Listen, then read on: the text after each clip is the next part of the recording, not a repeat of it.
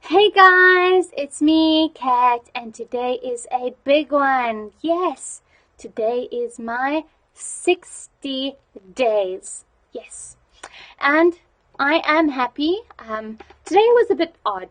I didn't like a sensation or feeling I had.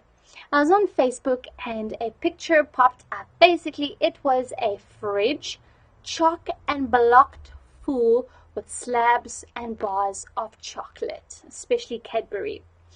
And I looked at this picture and instantly my mind went, yep, if that was mine, I'd eat it. There's no stopping me.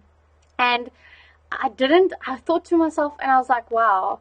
So if someone had to give me all of that, would I really throw away 60 days? Would I just throw it away for that? And to be honest, to be really honest, the answer is yes, I would. But that just goes to show that I'm still learning and I'm still growing. It's only been 60 days. 60 days is 2 months. In the scheme of the world, in the scheme of life, it's nothing. I have been a sugar addict probably for, I'll say, let's say 15 years of my life. So 15 years of giving in to all my sugar cravings and desires.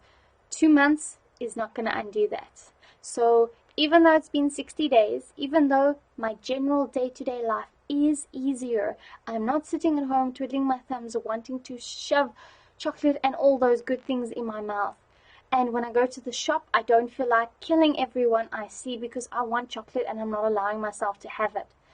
But I am still weak to it, and if the right circumstance has to occur, there would be a chance that I would relapse. And I think that's the whole point of it. No matter how many years or how many days you have, it's still something that's bad for you. It's an addiction, and anything could trigger it, and anything could trigger it so hard that you relapse. And how do we stop these things? Well, I think the most important thing that I can honestly think of is that if something had to happen like that, you need to talk to someone.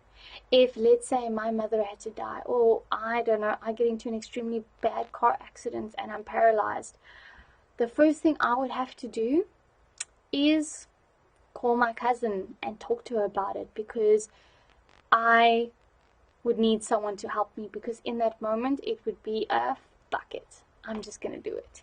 So that's just something that you have to think about, and I think it's also important to plan it. Just like when people get older, we plan for our pension fund, we plan for insurance in case a loved one dies, we get insurance in case there's theft or a natural disaster. So you need to have a contingency plan or a plan in case something happens that makes you want to relapse.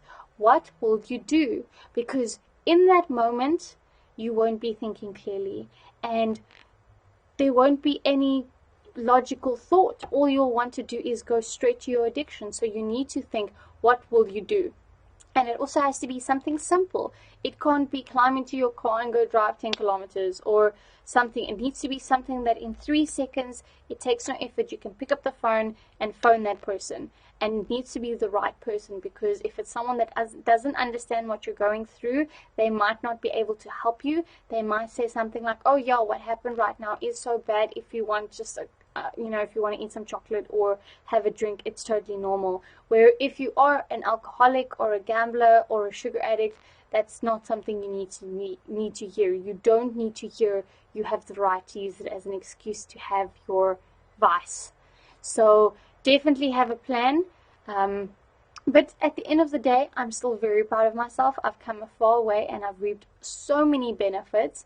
And I hope that if you are an addict of some sort, that you can see it, do something about it, and reap the benefits. Because if you listen to any story about any addict, they will talk about two things: what the addiction made them lose, and what being abstinent or staying away from the trigger or being in recovery made them gain.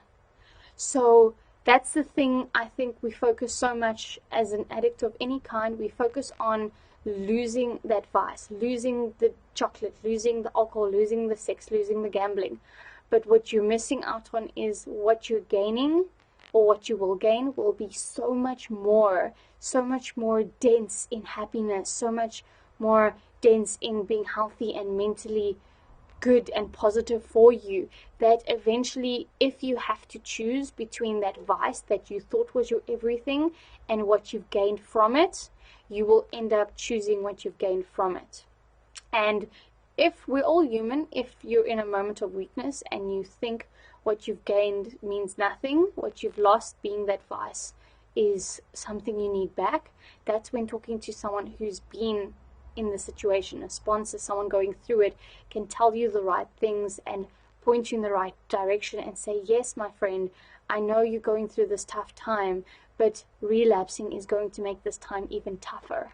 This is when you shouldn't relapse. You want to make this time even easier for yourself, and relapsing will make it 10 times harder, and that's why relapsing is bad. Anyways, guys, 60 days. I'm so proud of myself. I'm proud of those that are on the journey with me. If you're out there, I'm proud of you. And tomorrow will be day 61. Damn it, doesn't sound so great. 61 doesn't have a ring to it. I think the next will be 70, 80, 90, 100. Alright, everyone, I hope you have a lovely Sunday. And keep well, keep safe, keep happy, and be good. Bye.